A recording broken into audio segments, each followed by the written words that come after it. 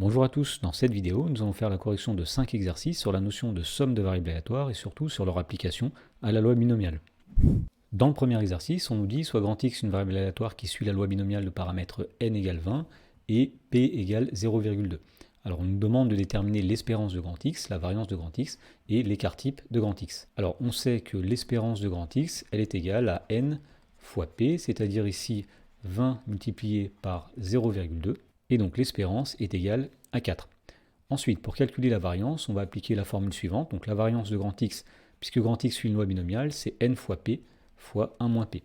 Autrement dit, ce sera 20 multiplié par 0,2 multiplié par 1 moins 0,2, c'est-à-dire 20 fois 0,2 fois 0,8.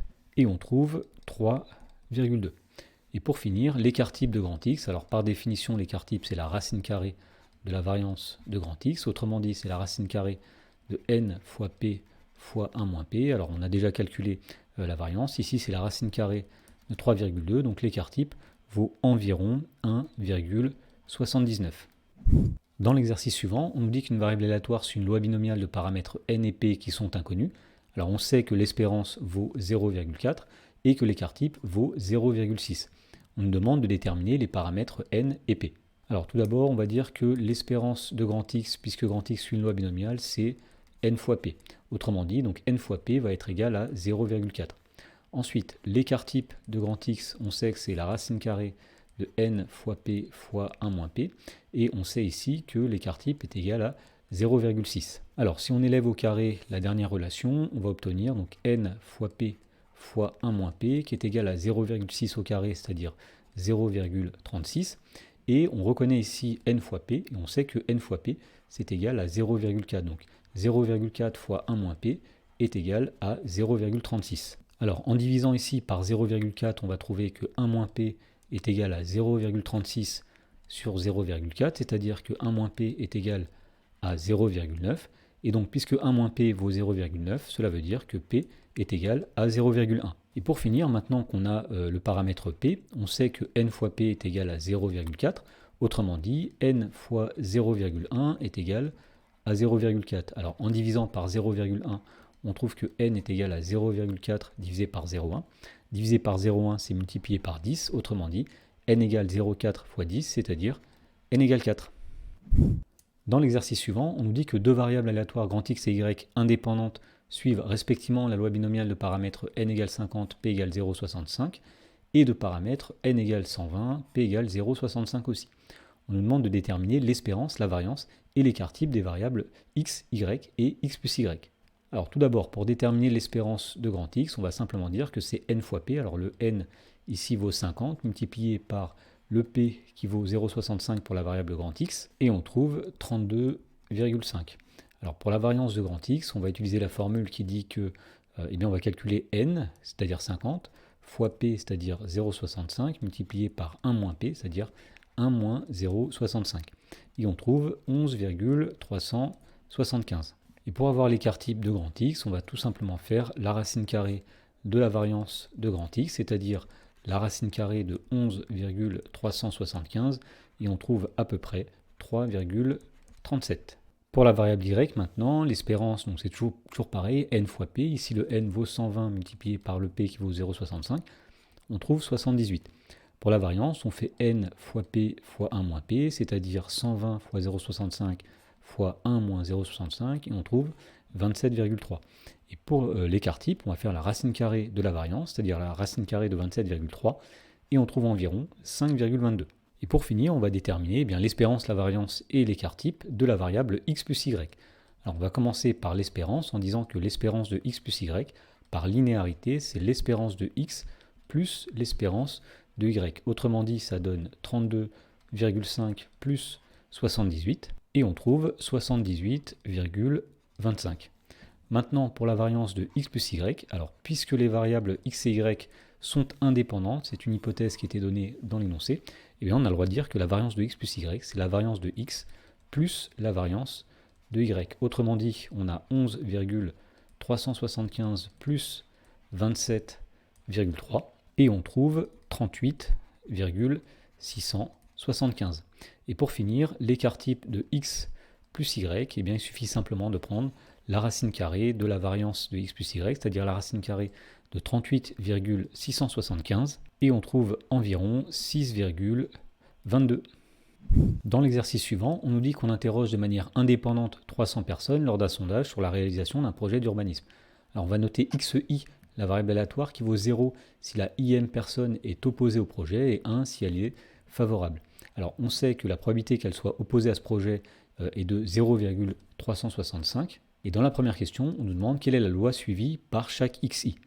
Eh bien tout simplement, puisque les xi valent soit 0, soit 1, eh bien, on peut dire que ces variables suivent la loi de Bernoulli de paramètre P. Alors, paramètre P, c'est la probabilité que la variable soit égale à 1, c'est-à-dire que la personne interrogée soit favorable.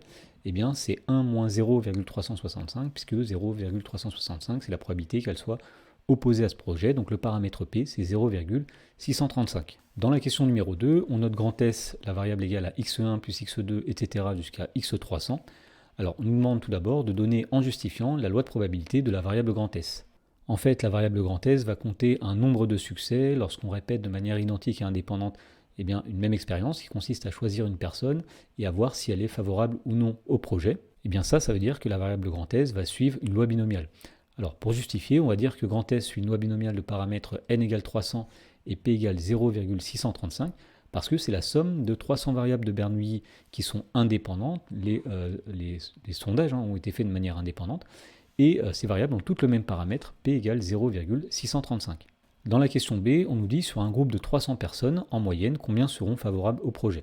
Donc il suffit ici de calculer l'espérance de la variable grand S, et donc nous savons que c'est n fois p. Alors n ici est égal à 300 multiplié par 0,635 et on trouve 190,5, ce qui veut dire qu'en moyenne sur un groupe de 300 personnes on aura 190,5 personnes qui seront favorables au projet.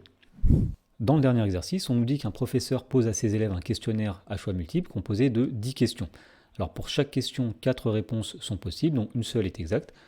Un élève décide de répondre au hasard à ce questionnaire et on suppose que les réponses qu'il donne à chaque question sont indépendantes. Alors on note grand X, la variable aléatoire qui correspond au nombre de bonnes réponses de cet élève à ce questionnaire. Et dans la première question, on nous demande de justifier que grand X suit une loi binomiale de paramètres n égale 10 et p égale 0,25. Donc pour justifier cela, il suffit de donner la phrase suivante. Donc on répète 10 fois de suite de manière identique et indépendante une même épreuve de Bernoulli qui consiste à répondre à une question au hasard. Alors la probabilité de succès, c'est de 1 sur 4, puisque une seule réponse est exacte sur les 4.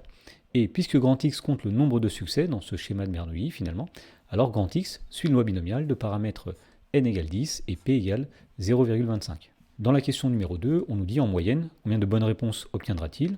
Alors l'espérance de grand X, on sait que c'est n fois p, autrement dit c'est 10 multiplié par 0,25, c'est-à-dire 2,5. Donc en moyenne, il aura 2,5 bonnes réponses sur 10. Dans la question numéro 3, on nous dit afin de sanctionner les élèves qui répondraient au hasard, le professeur a décidé d'accorder 1 point par bonne réponse et de retirer 2 points par mauvaise réponse. Alors on note grand N, la variable aléatoire qui est égale à la note obtenue par un élève, et dans la question A, on nous demande de montrer que grand N est égal à 3x moins 20. Alors pour calculer la variable grand N, on va tout d'abord dire que s'il y a x bonnes réponses et qu'elles rapportent chacune 1 point, donc ça va donner 1 fois x points. Et puisqu'on retire 2 points par mauvaise réponse, on va mettre le nombre de mauvaises réponses, c'est-à-dire 10 moins x, qu'on va multiplier par moins 2. Alors ici nous avons x plus, alors 10 fois moins 2, c'est-à-dire moins 20, moins x fois moins 2, c'est-à-dire plus 2x. Et donc on obtient bien effectivement 3x moins 20. Dans la question numéro 2, on nous demande de calculer l'espérance de grand N. Alors l'espérance de grand N, c'est l'espérance de 3x moins 20. Alors par linéarité, on va dire que c'est 3 fois l'espérance de grand X moins l'espérance de la variable constante égale à 20. Alors l'espérance de grand X, on avait dit que c'était 2,5. L'espérance de la variable constante égale à 20, c'est 20 tout simplement. Et donc c'est égal à 7,5 moins 20, c'est-à-dire moins 12,5. Donc un élève qui répondrait au hasard à ce questionnaire aurait en moyenne moins 12,5 points.